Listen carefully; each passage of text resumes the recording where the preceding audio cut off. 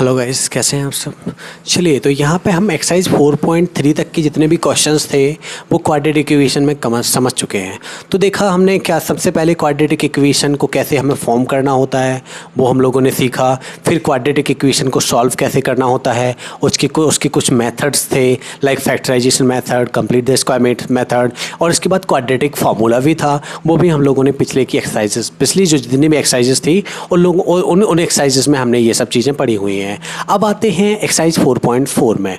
तो exercise 4.4 start करने से पहले हम कुछ बेसिक चीज़ें समझ लेते हैं, जिसमें हमें जो किस पे बेस्ड है, क्वाड्रेटिक फार्मूला पे बेस्ड है। तो सबसे पहले हमने जो देखा था, क्या था, quadratic formula.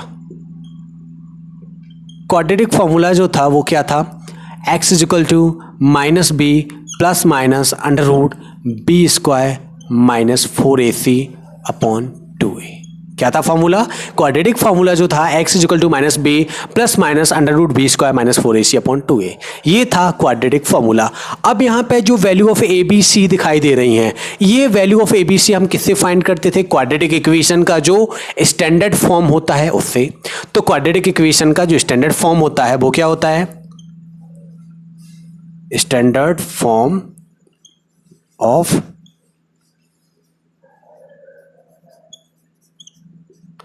Quadratic equation.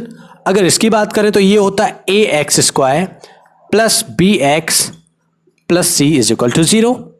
A x square plus b x plus c is equal to 0, ये होता है क्वाड्रेटिक इक्वेशन का स्टैंडर्ड फार्मूला। जैसे कि हमें कोई इक्वेशन गिवन होती थी, जैसे कोई इक्वेशन गिवन है, कौन सी क्वाड्रेटिक इक्वेशन गिवन है, तो जो एक्स स्क्वायर के मल्टीपल में वो वैल्यू ऑफ ए हो जाती थी और value of b, value of c, इस तरह से क्या हम फाइंड कर लेते थे, क्या, value of a b c, then इसमें पुट करते थे। तो बात करें अगर ए बी सी की, तो ए बी सी ये क्या होते हैं, इसमें रियल नंबर।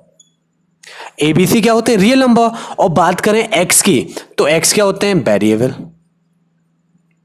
एक्स क्या होते हैं, वेरिएबल। और जहां पे कंडीशन दी गई थी ए इज नॉट इक्वल 0, यानी स्टैंडर्ड फॉर्म की बात करें क्वाड्रेटिक इक्वेशन की, तो वो क्या होता है, a x square plus b x plus c is equal to 0 where a is not equal 0। A का वैल्यू 0 नहीं होना चाहिए। ओके, तो यहां पे क्वाड्रेटिक इक्वेशन का फॉर्मूला होता है x is equal to minus b plus minus under root b square minus 4ac upon 2a। और स्टैंडर्ड फॉर्म की बात करें तो a x square plus b x plus c is equal to 0 where a is not equal 0। ये हमने पढ़ा था पिछले क्लासेस में। अब बात करते हैं इसके नेचर ऑफ रूट्स की। देखो, अब वैल्यू ऑफ एबीसी जो थी वो हमने इसी के थ्रू फाइंड कर लेनी थी। अच्छा, एक चीज और, डिस्क्रिमिनेंट। यहां पे जो बी स्क्वायर माइनस 4ac है वो क्या है, डिस्क्रिमिनेंट। डिस्क्रिमिनेंट मतलब कैपिटल डी से डिनोट किया जाता है इसको, और इसका formula d is equal to होता है b square minus 4ac। Okay, d is equal to b square minus 4ac। तो इसके अकॉर्डिंग जो क्वाड्रेटिक इक्वेशन थी वो ये हो सकती है, x is equal to minus b plus minus under root b square minus 4ac के प्लेस पे क्या लिख देंगे, सीधा d upon 2a। Okay, x is equal to minus b plus minus under root b square minus 4ac की जगह पे क्या लिख दिया हमने, root d divide by 2 where d is discriminant. Okay, अब इसके बाद हमें समझना है नेचर ऑफ रूट्स को। हम यहीं से स्टार्टिंग से ही आ रहे हैं, किस पे आ रहे हैं, नेचर ऑफ रूट्स पे आ रहे हैं। और नेचर ऑफ रूट्स में अभी तक मैंने आपको बताई थी उनकी प्रॉपर्टी। क्या बताया था कि value of D is equal 0। अगर डी का वैल्यू 0 के इक्वल होता है तो उस कंडीशंस में दो वैल्यू आती हैं हमारी, किसकी, रूट्स की वैल्यू तो दो होती हैं, उसमें रियल और इक्वल रूट्स होते हैं।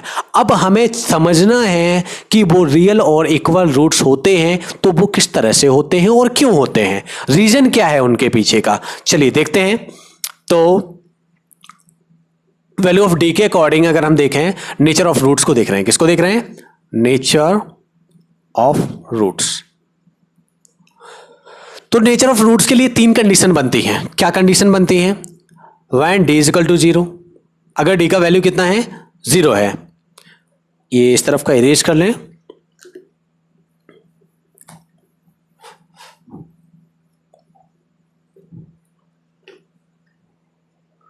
सेकेंड कंडीशन क्या बनती है,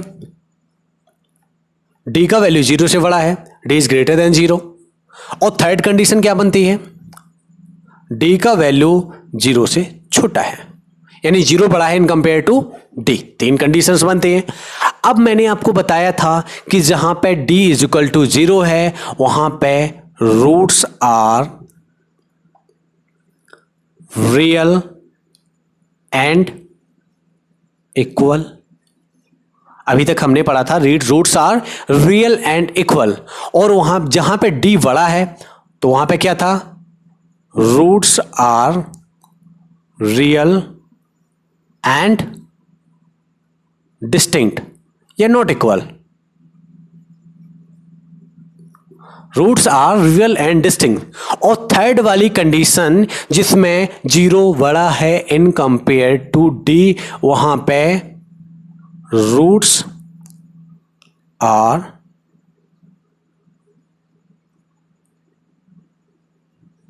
imaginary. Roots are imaginary and doesn't exist. और ये क्या नहीं करेंगे, डजंट एग्जिस्ट, और एग्जिस्ट ही नहीं करेंगे, ये पॉसिबल ही नहीं होंगे। तो तीनों कंडीशंस को हमने देख लिया है। तीनों कंडीशंस में जो नेचर ऑफ रूट्स होगा वो ये होगा। अब चलिए देखते हैं कि नेचर ऑफ रूट्स को हमें फाइंड कैसे करना है। तो यहां पे d इज इक्वल टू 0। अब d इज इक्वल टू 0 में कंडीशन क्या बन जाती है, b square minus 4ac is equal to 0। क्योंकि बी स्क्वायर माइनस 4ac ही तो क्या है, डी है, देन इज इक्वल टू क्या हो जाएगा, 0 हो जाएगा। तो उस कंडीशन में जब बी स्क्वायर माइनस 4ac यानी वैल्यू ऑफ डी क्या हो गया है, 0 हो गया है, तो ये जो देखें हम रूट्स की value x is equal to minus b plus minus root 0, यहां पे d का वैल्यू क्या रखा, 0/2a। अगर हम ये 0 को बाहर लाते हैं तो क्या होता है, माइनस b/2a। और जैसा कि मैंने बताया था कि 2 रूट्स होते हैं किसमें, क्वाड्रेटिक इक्वेशन में। तो पहला वाला रूट भी माइनस b/2a और दूसरा वाला रूट भी कितना हो जाएगा, माइनस b/2a। क्यों हो जाएगा, क्योंकि एक कंडीशन लेनी होती है हमें प्लस के अकॉर्डिंग और सेकंड वाली लेनी होती है माइनस के अकॉर्डिंग, लेकिन ये पूरा कितना हो गया है, 0 ही हो गया है। तो इसमें प्लस माइनस जो भी लेंगे दोनों में वैल्यू कितनी आएगी, x is equal to minus b/2a, और यहां पे भी आएगा माइनस b/2a। तो यहां पे हमने देखा रूट्स कैसे हैं, हमारे रियल हैं, मतलब कि रूट्स तो एग्जिस्ट करते हैं, और रूट्स एग्जिस्ट करते हैं तो यहां पे दोनों रूट्स कैसे आ गए, इक्वल आ गए। तो उस कंडीशन में हमने लिख दिया था कि नेचर ऑफ रूट्स में रूट्स हमारे कैसे होंगे, रियल होंगे और इक्वल होंगे। चलिए, तो पहली वाली कंडीशन थी जो केस 1 था। तो केस फर्स्ट में हमने क्या स्टडी किया कि d इज इक्वल टू 0, जब d का डिस्क्रिमिनेंट का वैल्यू 0 हो जाता है उस कंडीशन में b स्क्वायर माइनस 4ac का वैल्यू भी कितना हो जाता है, 0 हो जाता है। तो अगर b square minus 4ac value of d discriminant की वैल्यू 0 हो जाती है, वो हम रखते हैं किसमें, क्वाड्रेटिक इक्वेशन। क्वाड्रेटिक इक्वेशन मतलब क्वाड्रेटिक इक्वेशन का जो स्टैंडर्ड फॉर्म होता है उससे कंपेयर करने के बाद जो स्टैंडर्ड फॉर्मूला होता है, कौन सा फॉर्मूला, क्वाड्रेटिक फॉर्मूला। और क्वाड्रेटिक फॉर्मूला में जब वैल्यू रखते हैं तो आती है वैल्यू किसकी, डिस्क्रिमिनेंट के अकॉर्डिंग, किसकी, रूट्स की वैल्यू। और रूट्स की वैल्यू आ रही है दोनों की सेम, माइनस b/2a और माइनस b/2a। ये आपको याद रखना है, जहां पे हमारे रूट्स रियल और इक्वल होंगे तो वहां पे हम क्या अप्लाई करेंगे, माइनस b/2a। किसको फाइंड करने के लिए, रूट्स को फाइंड करने के लिए, ओके। जिसमें हमें पूरा फॉर्मूला यूज नहीं करना होगा, सिर्फ इतना माइनस b/2a रख के भी हम वैल्यूज को फाइंड कर सकते हैं। अब आते हैं सेकेंड कंडीशन यानी केस सेकेंड पे। अब आ जाते हैं हम किस पे, केस सेकंड पे। केस सेकंड क्या कह रहा है कि d का वैल्यू बड़ा है इन कंपेयर टू 0। अगर d का वैल्यू 0 से बड़ा है तो उस कंडीशन में हो जाता है roots are real and distinct. तो अगर d का वैल्यू बड़ा है तो b स्क्वायर माइनस 4ac के वैल्यू भी क्या हो जाएगा, 0 से बड़ा हो जाएगा। अब जब ये वाली वैल्यू 0 से बड़ी है तो बात करते हैं डिस्क्रिमिनेंट की। डिस्क्रिमिनेंट बड़ा होगा तो एक वैल्यू हमारी निकल के आएगी प्लस में, यानी x इज इक्वल टू 1 निकल के आएगा माइनस b प्लस माइनस, पहले तो होता है x is equal to minus b plus minus under root d/2a। ये तो होता है हमारा मेन फॉर्मूला। तो इसके अकॉर्डिंग एक जो रूट निकल के आएगा वो होगा माइनस b प्लस के एक बार ले लेंगे प्लस में root d/2a। Value of d जो भी होगी 0 से तो बड़ी ही होगी, जितनी भी होगी रख लेंगे, रूट d/2a। और सेकंड वाला हो जाएगा minus b minus root d/2a। 0 से छोटा नहीं होना चाहिए, और जहां पे वैल्यू हमारा 0 से छोटा हो गया उस कंडीशन में रूट्स कैसे हो जाएंगे, इमेजिनरी, और एग्जिस्ट करेंगे ही नहीं। ये पहले मैं आपको बता ही चुका हूं, क्योंकि रूट में जो वैल्यू होगी वो उसके अकॉर्डिंग फिर उसमें तो देखें यहाँ पे roots are imaginary and doesn't exist, एक बार प्लस में भी लेंगे माइनस में भी लेंगे लेकिन वो एग्जिस्ट करेंगे ही नहीं। इस तरह से तीन कंडीशन जो बनती हैं वो किसकी बनती है, नेचर ऑफ रूट्स को फाइंड करने के लिए। और कब कौन कौन सी कंडीशन, एक कंडीशन व्हेन क्या d is equal to zero, value of discriminant मतलब रूट्स की वैल्यू कैसी है, इक्वल है, रूट्स कैसे हैं, रियल हैं और इक्वल हैं, roots are real and distinct हैं, तो क्या हो जाएगा डी यानी डिस्क्रिमिनेंट की वैल्यू क्या हो जाएगी, बड़ी इन कंपेयर टू जीरो। और अगर जीरो बड़ा है इन कंपेयर टू डिस्क्रिमिनेंट तो वहां पर रूट्स कैसे होंगे, हमारे इमेजिनरी और एग्जिस्ट करेंगे ही नहीं। तो इस तरह से ये था किसका explanation, quadratic equation, quadratic equation का क्वाड्रेटिक फॉर्मूला और क्वाड्रेटिक फॉर्मूला के बेसिस पे नेचर ऑफ रूट्स। तो हमने नेचर ऑफ रूट्स को पता कर लिया है। अब आते हैं एक्सरसाइज 4.4 में। तो 4.4 में इन्हीं के बेसिस पे हम क्या करेंगे, क्वेश्चंस को सॉल्व करेंगे। चलिए तो वो देखते हैं हम नेक्स्ट वीडियो में। अभी के लिए अगर वीडियो अच्छा लगा है तो वीडियो को लाइक कीजिए, अपने दोस्तों में शेयर कीजिए। अभी तक आपने हमारे चैनल को सब्सक्राइब नहीं किया है तो प्लीज चैनल को सब्सक्राइब कीजिएगा। Thank you.